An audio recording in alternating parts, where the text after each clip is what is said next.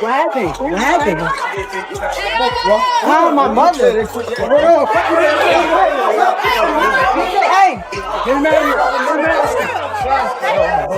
Yo, that was crazy, man. He talked crazy about black people. He talked crazy about Puerto Ricans.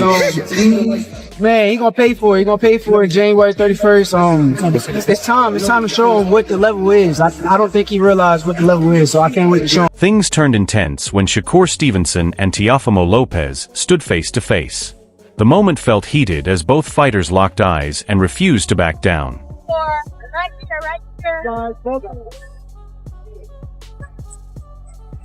here. And face up, guys. Face up. All right, Tio, this is Johnny Boy. What do you do better than Shakur Stevenson? When Shakur Stevenson, I do everything better than him. I do everything better than him. Are you planning for a knockout or just you're happy with the decision? All of it will come. All of it will come. Mike Tyson tried to go for knockouts in his career and never got there, you know, and I think there's like a hoax to it, or like a jinx. When you try to go for a knockout, you don't get it. So you just gotta naturally let it happen when the time is right. You could tell this was more than promotion hype. It felt like two champions measuring a moment that could shape their legacy. Shakur stayed relaxed but cold, showing respect by calling Teo the truth. You don't want to do that. You call him the truth. You respect him as a fighter. What do you expect about him? At the end of the day, I'm an honest fighter. I sit down, I watch, and I see who's good and who's not. And when I watch him, I think he's a great fighter. So, me being honest with you, that's all cool. But at the end of the day, once again, I will come out victorious. At the same time, he made it clear he sees himself as the superior fighter. It was a calm but firm way of saying I am coming for your belt, while he spoke about staying locked in and focused. Who else? Shakur, this is Johnny Boy. What do you do better than Tio? I'm the better fighter. That's it. Definitely. He said he would ignore the noise and let January 31st speak for itself while keeping his strategy secret.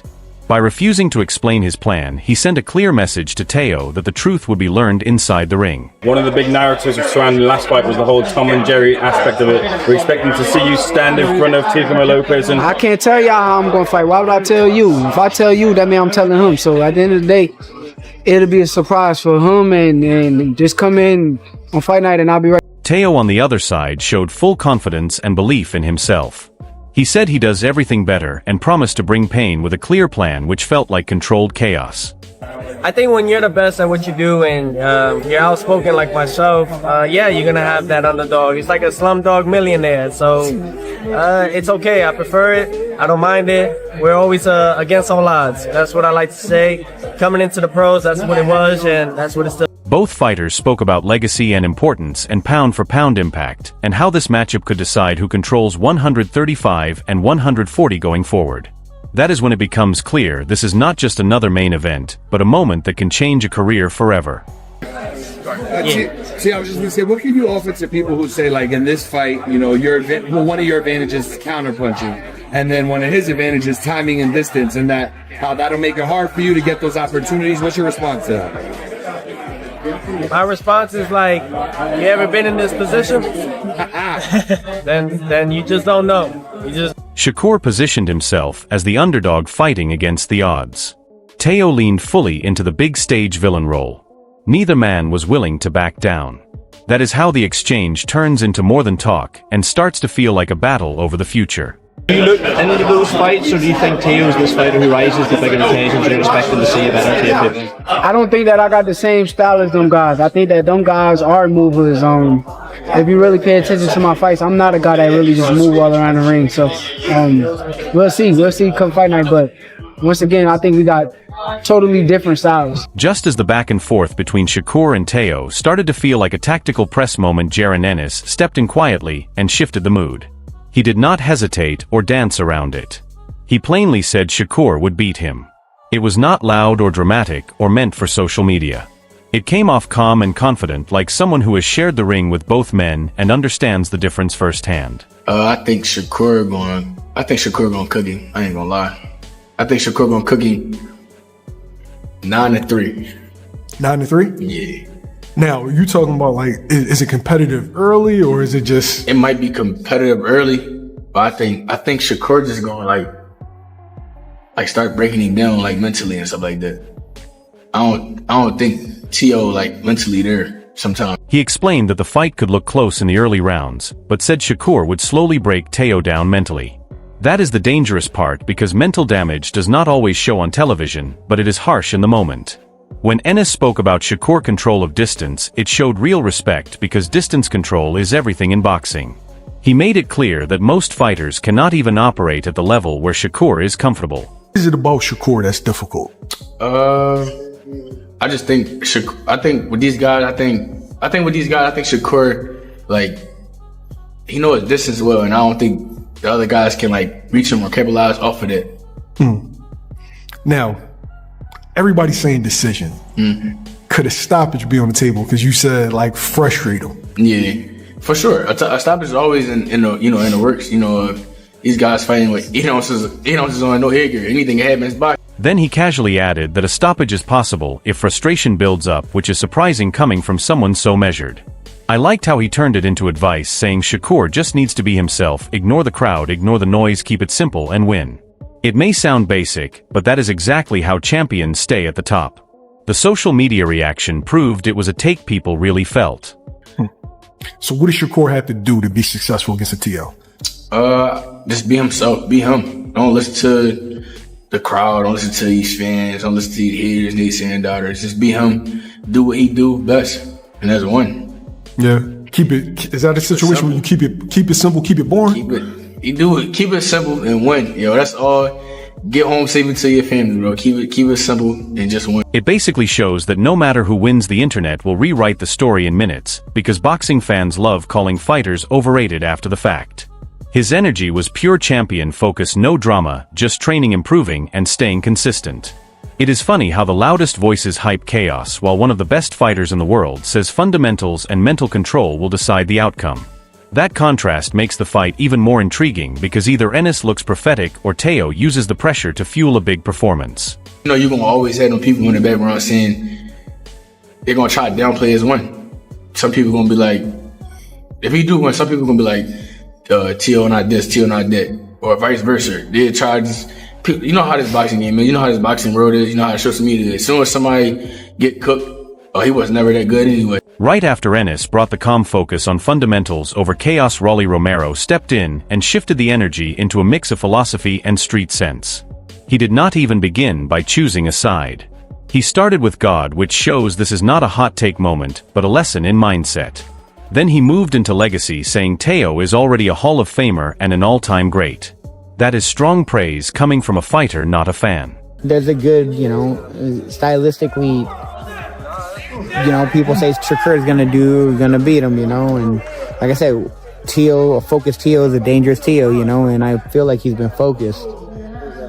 I feel he's actually been very, very, very focused, so I think we're going to see the best Teofimo Lopez. When Raleigh says Tszyu's record puts him ahead of Shakur right now, it is not meant as an insult, it is just context.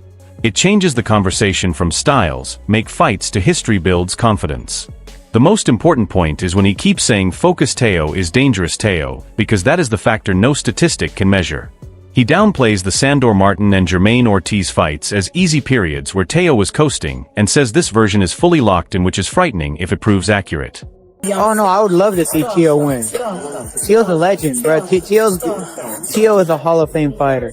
At the end of it, bro, in reality, he would have been undisputed at 140 if Josh Taylor had vacated the belt. But regardless, Tszyu already an all-time legend, bro. You can't knock Tszyu. And like at the end of it, bro, who has the better resume between Tszyu and Shakur? It'll be Tszyu right now. By far. Then he points out that Tszyu is quicker in short bursts, while Shakur controls timing. That contrast of speed versus rhythm is fascinating. Raleigh does not limit himself to one approach, either saying you have to stalk and box because against a complete fighter one style is not enough. It is funny because his energy feels chaotic, but his analysis is disciplined. He is saying this is not about hype, it is about preparation, respect, and focus. No gimmicks, no distractions, just showing up to work. That makes his take powerful because he is describing a version of Tszyu who is calm, focused, and intentional. If that Tszyu shows up, we are not seeing a style clash, we are seeing a collision of mindsets, and those fights follow pressure, not predictions. Tszyu is extremely athletic and has a crazy hand speed. Faster than Shakur, you think? Yeah, Tszyu lets off combinations a lot faster than Shakur. But Shakur does have great timing. Yeah. But like I said, you know, we're gonna see truly who shows up. We're gonna see. I feel like I said, Teal's really been training hard for this fight. Right after Raleigh framed this as mindset versus mindset, Jamal Herring stepped in like a veteran who has been in the ring with Shakur and came out with a technical survival guide.